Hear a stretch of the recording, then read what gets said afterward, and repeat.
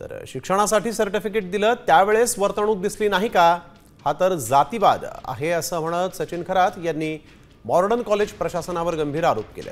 तर दुसरीकडे कॉलेजने मात्र हे आरोप फेटाळून लावले।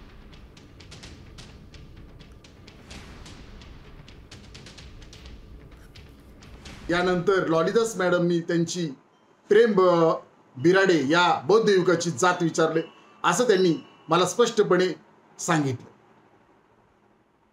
याचा अर्थ जातीने आणि धर्माने विशिष्ट असल्यामुळे यालाही नाकारलं असं स्पष्टपणे त्याच्या बोलण्यावरून दिसत आहे।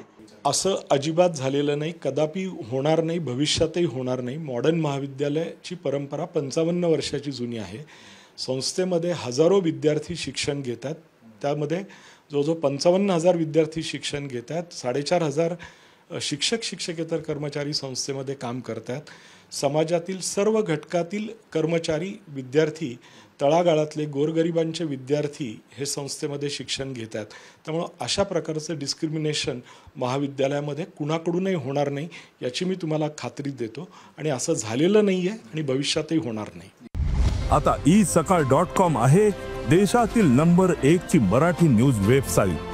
प्रत्येक अपडेटसाठी isakal.com ला नक्की भेट द्या।